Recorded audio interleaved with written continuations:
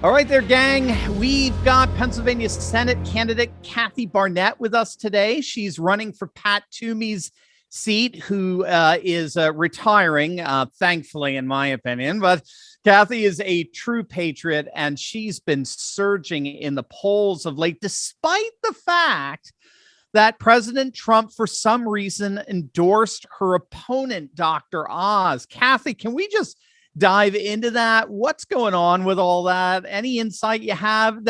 I should tell you, that's like the number one question I'm getting asked about the Pennsylvania elections. Everyone's asked, as if I had like some secret phone line to President Trump, but everyone's asking me, what the heck is Trump endorsing Dr. Oz for? What's your take on all that? My take is that was perhaps the best thing that has ever happened to our campaign. Now, the only thing that could have been better is if President Trump endorsed me. But Sure. apart from endorsing me, the best thing he could have done was endorse Oz. Look at our numbers from that moment on. The endorsement came out, or at least I saw it around 8 p.m. on Saturday night. Sunday morning, my Twitter followers had jumped up 13,000. And it Wow. continues to go up.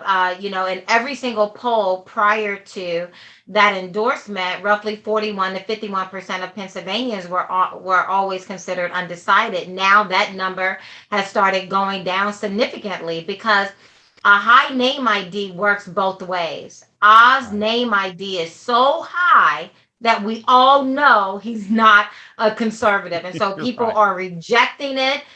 We love you, President Trump. We can walk and chew gum at the same time. So we can appreciate what President Trump did for us. But President Trump is not Jesus. So he gets to be wrong. And on this endorsement, he's wrong. He's wrong. And that's what I'm hearing. Yeah, Kathy, that's exactly what I'm hearing. Do you think here's my take on it? Do you think at least his advice? Well, obviously the two knew each other. They've had a relationship in the past in the entertainment sphere. But do you think at least advisors were telling him that you got to be careful with Pennsylvania? Pennsylvania's blue, maybe a little purplish. So let's go with the wishy-washy guy. And they're not seeing this astonishing revolution that's happening in Pennsylvania that you and I are seeing, or you're seeing it firsthand. I'm seeing it just from an appreciative level. What do you think on that? The first thing I think of when people say that, like you have to temper yourself. I don't recall one time ever seeing anyone saying to AOC or Bernie Sanders or Elizabeth Warren, y'all need to temper yourself a little bit. You need to pretend you're not so radical, that you're not Right. actually anti-American. You don't hear that. They only come to Republicans, and they only come to those Republicans who, what is so wrong about America first? We're living through an America last agenda right now. How do y'all feel? Do you feel safe? Do you feel wealthier? Do you feel like you can control your own destiny? No, because this is what happens when America is removed from America first to America last. So, what am I espousing except for let's follow the US Constitution? Let's secure our borders. Let's make sure that parents get to parent their children, or Right. that you don't have to be fired if you don't want to take an experimental vaccine, or that we can allow ourselves to be energy independent, bringing down all of the cost around us. So when I hear that from people, I'm thinking, well, what policy am I presenting that you don't like? The fact that I think we should have a secure border. You can go to my website at barnetteforsenate.com. We placed a number. You see a photo of my family, and around my family is a will of some of my policy ideas. And then we just added on day one. On day one, what will I focus on? And one of the top 10 things is ethics and transparency and ethics. My husband and I have decided we will not purchase individual stocks. We will only invest in mutual funds. We'll be very transparent. I'm only going to serve 2 terms. So what what is it about that causes people to feel unnerved? Right. I think we have the better values in the Republican Party. I believe we have the best story. Our problem is we keep picking people who suck at telling our story. We need to That's do right. a better job in picking people. And lastly, What I am offering the people of Pennsylvania is that you no longer have to hold your nose and vote for someone. We are better than just getting any old warm body with an R next to their name and Right. saying, at least we won. Did anything in 2020 in these last 2 years felt like we won? We Right. had a lot of people, whether state or in this or in Washington D.C. who were Republicans. Did it feel like we won in any of Right. those scenarios throughout the past 2 years? We can do Right. better. Right, right. Well, according to the Philadelphia Inquirer, they just ran a piece yesterday showing that Oz has not gotten a bump from this endorsement. Here's what the Inquirer said, just for everyone who's watching. Among Republicans, Oz and former hedge fund CEO David McCormick topped the field in a variety of measures, with conservative commentator Kathy Barnette running close behind, despite being vastly outspent on TV by her two wealthy rivals. It's the latest of several surveys to show Barnette emerging as the clear third place candidate, positioning her to potentially benefit, if Oz and McCormick continue tearing each other down, or if GOP voters sour on the two multimillionaires who only recently moved to Pennsylvania. And they quote Monmouth pollster Patrick Murray, who said, quote, "This is the kind of environment where a number of candidates could emerge as the nominee. Oz has the highest name recognition, but also the highest negatives. If McCormick and Oz beat each other up, Barnette could realistically end up on top." Now, I know Rocky took place in Philadelphia, but I got to tell you, I think we are seeing a real live Rocky story happening before our very eyes. What do you think?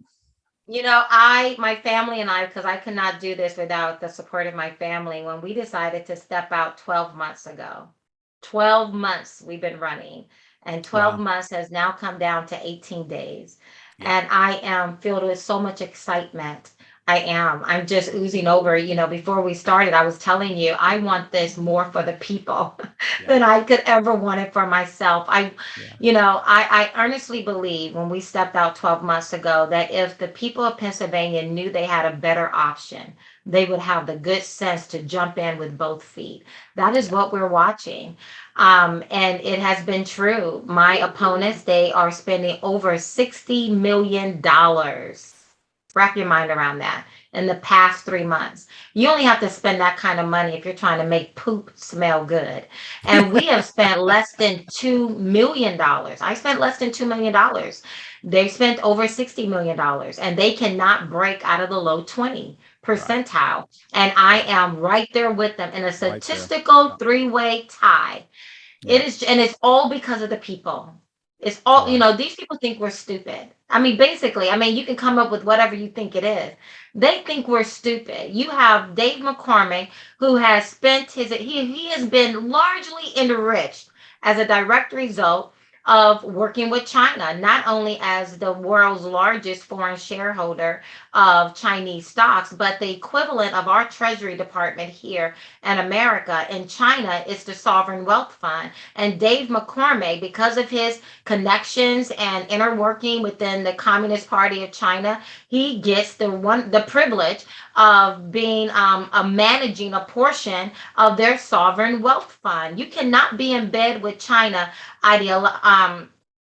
financially if you are not also in bed with China ideologically, because they do not give access to their markets unless you have completely sold yourself out to the one China way. And then you have both Oz and McCormick, a member of the World Economic Forum. If people don't know who they are and what ESG is, the environmental social governance, you need to look that up. That is the equivalent of what China does with these social credits that they give to their people. If you're woke enough, if you're compliant enough, if you will do as you're told, we will give you credits in order to be able to live in the society. They are both members of WEF. McCormick created a division within WEF, to Mm-hmm. to push critical race theory or systemic racism, or that we need to cure systemic racism. So we know these things about these people. You've seen Oz on his television show. He never gave a platform for conservative values. Now all of a sudden they think we're stupid. They think we've learned nothing, and they're coming in acting like they're Trump card carrying, flag toting members of the Patriot Party, and they're anything but that. So we need to be very clear. I which am is in the top 1%. I mean, in the tie for first place. right, But I mean, they have a lot of money, and this thing right, could go awry. So you guys need to right. continue doing what you're doing. The last time we talked, you said something I thought was brilliant. Well, you said several things that I thought was brilliant, but Thank you. one in particular But that's to say I said something brilliant, that's a high praise. Thank you very much, oh, sir. absolutely, absolutely. No, I remember you saying something. I never even thought about it. You said, beware voting for someone who doesn't need you. That was so profound. Can you expand on that a little? Because you're mentioning the 60 million and all the, the money that they've got. Beware the voting for someone who doesn't need you. Can you expand on that? Yeah, think about that. Just allow that to just permeate your mind for a moment. Within the GOP, I don't know what Democrats are doing. They suck. Who knows? But within the GOP, what I have learned over this past year specifically is that we pick the influencers within our party. They pick people who don't need us, and Right. then they put them in front of the constituents, and they say, this is your person. Like, we have influencers who went outside of Pennsylvania and brought Dave McCormick into Pennsylvania, who went outside of Pennsylvania and brought Oz into Pennsylvania, and they have legitimized these two people, and they've said, these are your options. Now, what these people are showing you is that they are so rich that they don't need you for anything.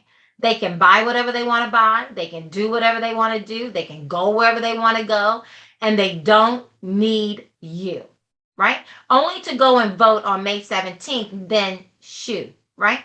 And then how does that work out for us? Because when you and I needed our leaders, who we have invested with tremendous power and access and opportunity, to use some of their platform to be a voice for us when Governor Wolf and Levin was putting COVID-19 positive patients inside of nursing homes and killing some of the most vulnerable people in our society. They said nothing. I Right. remember, I mean, the only person who would come and stand with me in Montgomery County, where we had the highest number of deaths in nursing home as a direct result of COVID-19, COVID positive COVID-19 positive patients being put into these nursing homes. Only Senator Doug Mastriano would come. He used some of his platform to put a spotlight on what they were doing here in my county. When I called for and looking around for someone to help me here, it was only Senator Doug Mastriano who did it. But outside of him, how many of our elected officials did anything?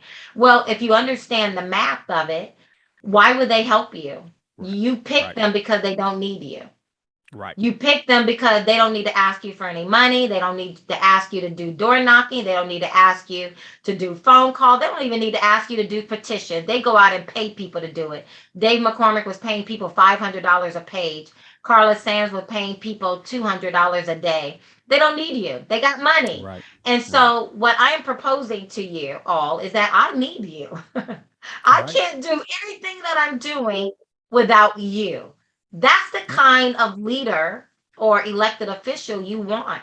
Is someone where there's this symbiotic relationship going on where I need you, you need me, right? And then I will be held accountable to you. But when you pick people who don't need you, and then when you need them, they're like, you picked me because I don't need you. So I'm going to cozy up with these lobbyists. I'm going to Right. cozy up with these bureaucrats and other people with big money because you picked me because I can't come to you. You don't need me. Wow. I find that to be very dangerous. It hasn't worked out for us. No, it certainly hasn't. We're getting it now. Well, Tucker Carlson has been exposing some of the taped recordings of backroom conversations that we're finding out that many Republicans we thought were faithful to to our concerns, our values, interests are governing according to their own, for sure. You're also you're picked up by the New York Times, and you had again, I think a wonderful quote here. MAGA does not belong to President Trump. Our values never shifted to President Trump's values. It was President Trump who shifted and aligned with our values. And I love that because, you know, what you just said there is actually corroborated by a whole host of scholars, both here in the States and in Britain, who recognize that what happened in 2016 was so much bigger than President Trump. It was going on, very similar dynamics going on in Britain with Brexit on June 23rd of 2016, where they reasserted their national sovereignty, where the working class voter, the rural voter, defected from their Labor Party, their left-wing party, and started aligning themselves with their right-wing, their conservative party, just like what we've been seeing going on in Wisconsin, Iowa, Michigan, Pennsylvania in particular. So this is a movement of the people versus the political class, the privileged class. It's been going on all over the world. India, interestingly enough, is experiencing something very similar. Can you speak to how just this kind of, can we call it sort of a common sense populism has influenced you and your campaign? Yeah, yeah. I'm so glad you put that quote out there. You know, we can walk and chew gum at the exact same time, right? We can appreciate all that President Trump did for us in our country. I mean, the man, he truly was the only thing that separated us from the vitriol of the left. And the moment they were able to get him out of the way, we saw these people come after us and our children and our businesses, right? Putting their foot on our throats every chance they got. And the only thing that stopped them between 2016 and 2020 was President Trump. And for that, I am eternally grateful for him. I would never malign him. I think his policies were superior. All we have to do is compare and contrast. America First policies versus Biden, right? Biden has broken the earth in 1 year. That's all it took him to break the earth. Look around. Everything is on fire right now under the Biden administration. So we can walk and chew gum at the exact same time. We can appreciate what President Trump did. We can appreciate his voice today in the culture. And at the exact same time say, wait a minute. He is not Jesus. He gets to be wrong. And that endorsement is wrong, and we're going to pivot on that. But you're right. In 2016, you know, out of the 16 candidates who were running for president, President Trump was probably 16 out of 16 for the overwhelming majority of people. And the only thing that allowed him to rise and become number one is because he was speaking what we were thinking. I mean, I remember listening, like, I'm never going to vote for President Trump, right? We had Ted Cruz, we had Ben Carlson, we had a whole lot of other people who were more, you know, like the more polished politicians that we're used to seeing. But all of a sudden, what is MAGA? Donald Trump coined the word, but what is MAGA? For me, it means freedom, right? And where do we find our freedom? In the Constitution. The Constitution doesn't give us our freedom. Our founding fathers recognize that our freedoms are inalienable and the government doesn't give them, but our founding fathers recognize that if we don't have a document, i.e. the Constitution, restraining the federal government, like everywhere in the world, the federal government will begin to restrain the people. And so I believe, I believe in the Constitution. I believe that America doesn't exist apart from the U.S. Constitution. I believe that the U.S. Constitution is what has made our country so great. And the fact that our elected officials are now moving through the Constitution like a whale moves through a net, which is what John Adam warned us of, is the reason why we're experiencing the downward spiral of our nation so very quickly. And it's the reason why the world is on fire right now, is because we are moving through the Constitution like it's just a list of suggestions right now. So that always existed. And the fact that I always align myself with the Constitution, the fact that I always believe we should have control over our border. I disdain the fact that Obama was traveling around the world apologizing for America being so great. I believe we should have energy independence. Donald Trump was just enunciating on a larger platform than us as individuals what we were already thinking, what MAGA already meant. And so that's what I mean by that. And so MAGA is very much alive because we're very much alive and we believe in that. And I'm so very grateful to President Trump for coining the word. And I'm so very grateful for everything that he did and continues to do. That's wonderful. Another thing that I find so interesting, I mean, it seems to me he brought together three things that has created, in a sense, a new Republican Party, a patriot party, a sense of national security, and secondly, national sovereignty. Secondly, a kind of economic nationalism of bringing our manufacturing and industry back home when so many of our rural folk, think of what J.D. Vance wrote about in his Hillbilly Elegy. So much of the rural folk have been suffering with the result of very cosmopolitan globalist values. And he also pushed the renewed traditionalism that we seem to be seeing all throughout the world. Scholars call it re-traditionalization, where more and more populations are going back to nation, culture, custom, tradition, particularly our religious and moral traditions as a basis for a vibrant and flourishing social order. We are seeing something of a pro-life spring in that vein going on in our country. It's been going on now for at least a decade. There was at one point, it was just a couple of years ago, there was one survey by a pro-abortion organization that was panicking because they found that 70% of our nation in state legislations were considering pro-life legislation in some way, shape, or form. Of course, we've had the Texas law passed. We've now had an even more conservative Oklahoma pro-life law pass. You have been steadfast as a pro-life advocate.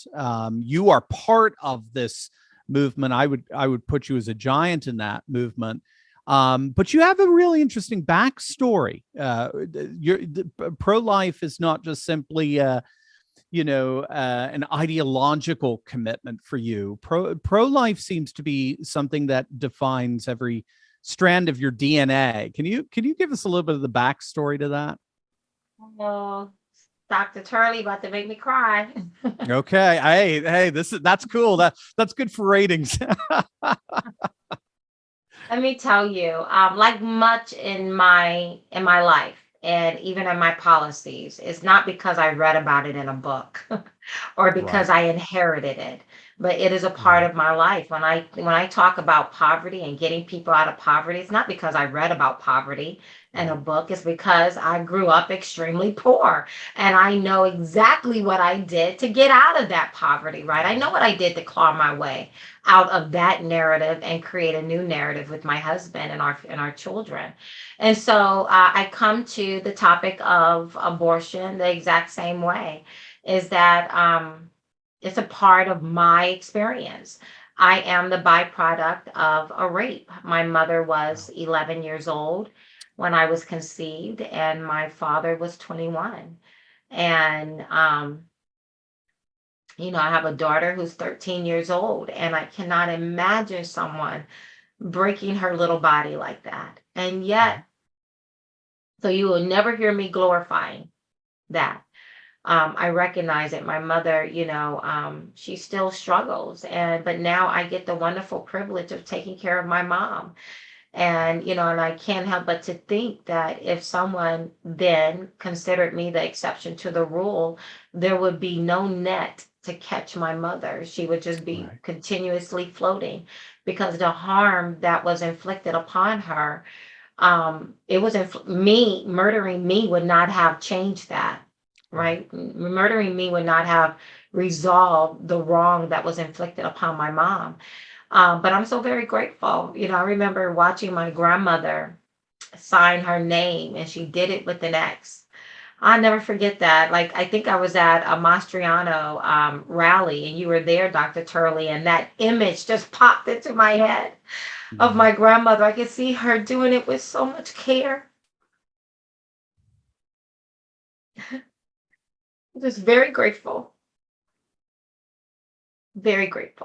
that there were adults in the room, by world standard, may not have impressed anyone from an intellectual perspective, but they knew enough to know that what was growing in my mother's little tummy was a baby, was a person. And I grew up loved. I think I was one of the most loved child ever. They loved me. They protected me. I would call my grandmothers, even when I was, up in age, and I could just hear the love in their voice. Oh, it's Mm. Kathy. Little Kathy Jean, and they loved me. And I knew no difference until I began, of course, to grow up and began to do the math for myself and begin to ask questions. But that's my beginning. And so I know that my life is valuable. And I think about the little lives, that are over 60 million little babies murdered for a variety of reasons. But in our culture, even within the more conservative circles, we say we have exceptions to the rule. And my life happens to be one of those Mm. exceptions in the minds Yeah. of those who are perhaps, staunchly pro life, and yet they make exceptions. And my life is valuable. From me have come two amazing people that when their daddy and I release them into the world, these are the kind of citizens you're going to want in our culture. And all of that would have been erased if it wasn't for my grandparents Mm. coming alongside my mother and valuing me as a person. And so I will not evolve on this topic. Right. Right. I love the doctor. That's I my love the dog. doctor. Yeah, oh, that's all right. I love the doctor, but not Doctor Who, the Dr. Seuss quote, "A person is a person, no matter how Better small." and small. That's all right.